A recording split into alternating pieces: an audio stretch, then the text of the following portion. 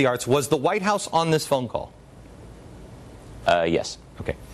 White House is on the phone call. This is the National Endowment of the Arts. Listen to what they say carefully. This is just the beginning. This is the first telephone call of a brand new conversation.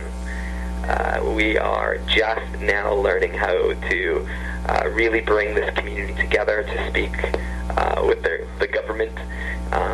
What that looks like legally, we're still trying to figure out the laws of putting government websites on Facebook and the use of Twitter. This is all being sorted out. We are participating in history as it's being made. So bear with us as we learn the language so that we can speak to each other safely and we can really work together to move the needle and to get stuff done. This is beyond useful idiots here. This is amazing. They know exactly what they're doing. When we come back, I'm going to show you some artwork that maybe it coincidentally came out 2 weeks after this phone call. That's next. It's an amazing thing to see that your president, your White House, your government is trying to trick you. Use your tax dollars to change your mind. It's called propaganda.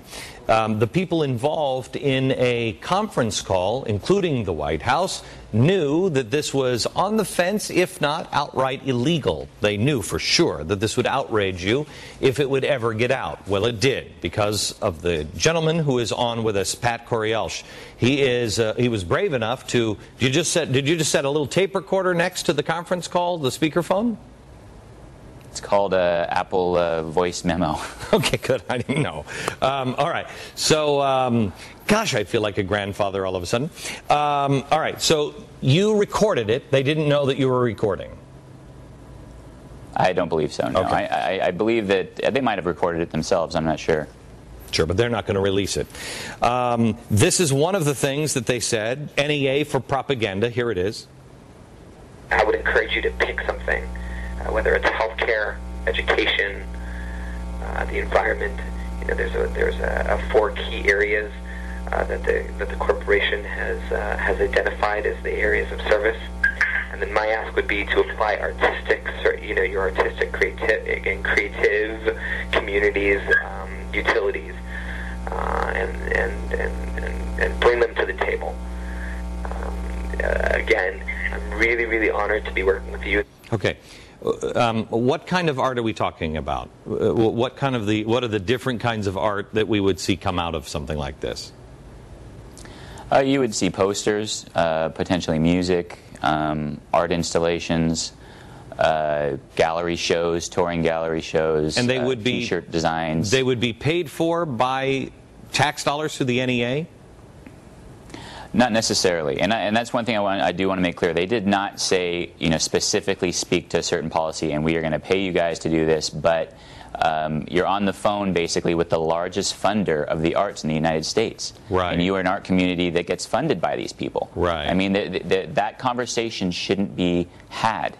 Right. Simple. It's a simple topic. Okay. If they weren't implying that, what would be the problem then? Why would they have to be? Could you play again, please, the soundbite where they were talking about we have to be careful with our language here? Why would they say this if... This is just the beginning. This is the first telephone call of a brand new conversation. We are just now learning how to really bring this community together to speak with the government. What that looks like legally, we're still trying to figure out the laws of putting government websites on Facebook. All right. Why would they say that if they weren't implying that there was some give and take here? That's a question for them. They've been avoiding comments for quite some time now. I mean, it's been out for a little over a week, and I don't believe they've gotten one comment from the Washington Times, and I believe they denied sending out the invite, which I gave you. So, which is really weird. Because we've seen it. Let me ask you this. NEA knows how to make us stink. Try to explain to me what you think they meant by this. Take photos, take video, post it on your blogs, get the word out.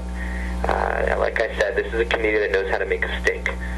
And do it within your town, do it nationally, call on other producers, marketers, publicists, artists, people from within our community, and get them engaged. What do they take videos of? What does he mean? This community knows how to make a stink. Once again, it's kind of an implied steering in a certain direction. I mean, you're talking to a crowd that supported Obama. You're talking to a crowd that helped that Hope poster. And I listened to that, and honestly, I feel kind of bad to have to bring this out, but facts are bipartisan.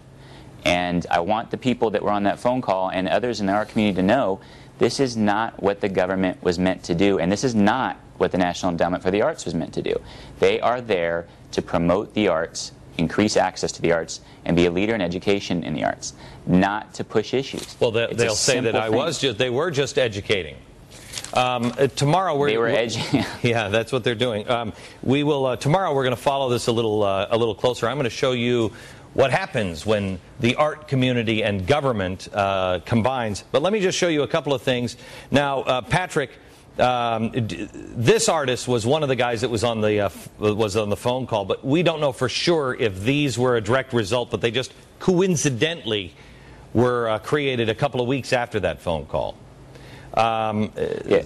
Go ahead. Here's one of them, Healthcare for All. I can't see the art. Okay. Okay, Healthcare for, yeah. Okay. And then there's the sick. It has sick shouldn't equal broke. It's a rock the vote. Demand health care. Both of those were from Rock the Vote. Okay. Both of those were from Rock the Vote, and they were on the phone call. Coincidence? You think? Coincidence? Oh, I'm sorry.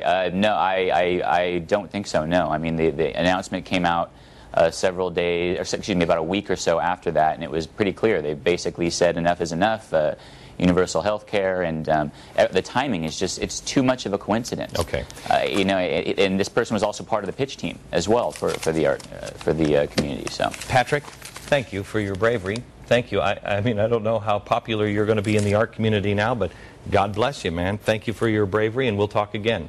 We'll be right back.